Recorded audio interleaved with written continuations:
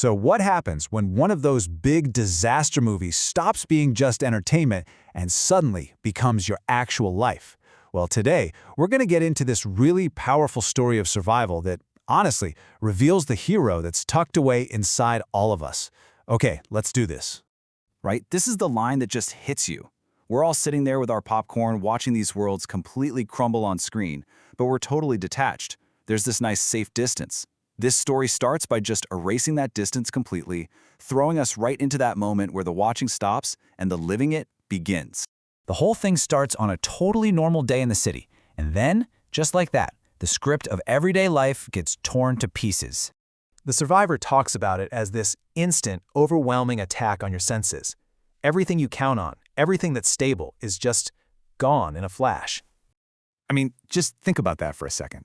These massive structures that have been there for 100 years, these symbols of permanence, they just fall apart like they're nothing. It's a pretty stark reminder of how fragile our world really is. And you know what I find so interesting is the word they use here, betrayed. It makes it personal. The one thing in the entire world you trust to be solid and steady suddenly turns on you.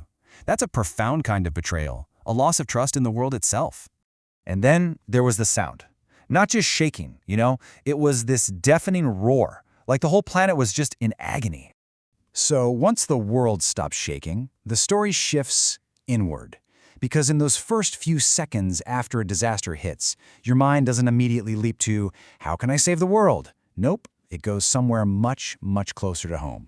This is just so real, isn't it? It's not about big, grand gestures. It's about these little, nagging regrets. That emergency exit you never bothered to locate. The phone call you didn't return. Your pet waiting for you at home.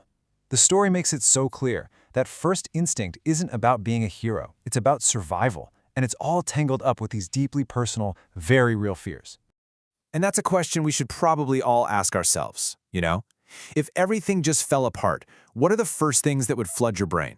The story is basically inviting us to take a hard look at our own gut reactions.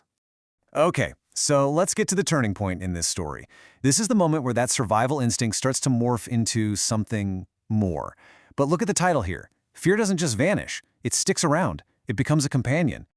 Right there, in the middle of all the rubble, is a life-or-death moment. The survivor sees their old high school librarian, Mrs. Jennings, and she's trapped. Fire is getting closer. A choice has to be made, and it has to be made now. And this slide just perfectly nails the main point. The hero in the movies? Totally fearless. But the real hero in this story is terrified. See, the heroism isn't about not feeling fear. It's about acting in spite of it. It's the difference between being a daredevil and having, well, let's call it functional fear. It's the kind that keeps you sharp and focused on what needs to be done, even when every single part of you is screaming to just curl up in a ball. So the whole thing was a two-way street, which is crucial. By making that choice to act, the survivor grabs back some control from the chaos. By saving Mrs. Jennings, they're also saving themselves from being completely paralyzed by their own terror.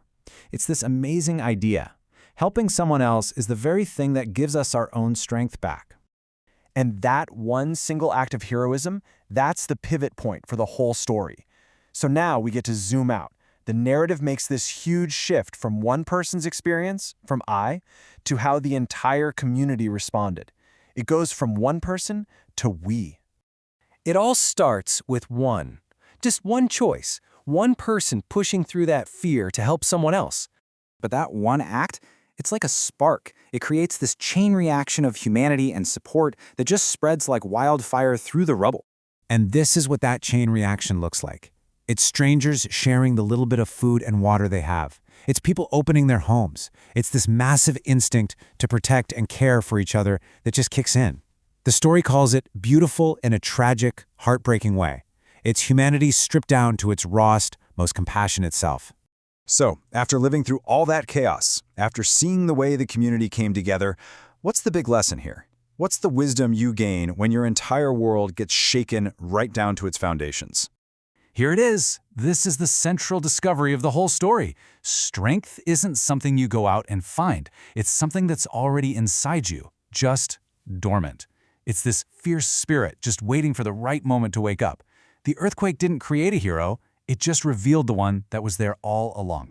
And the call to action that comes out of this is just beautifully simple. You don't have to wait for a disaster to happen. You can choose to live like this right now. Love fiercely, act with kindness, and live with the bravery that you now know you've got inside you.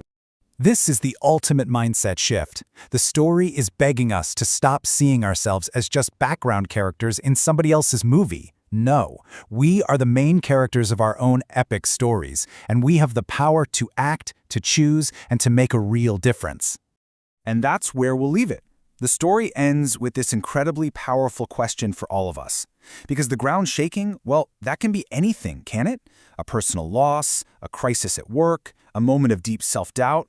The question isn't if your ground will shake, but when it does, how are you going to respond? What dormant hero inside of you is going to rise up to meet that challenge?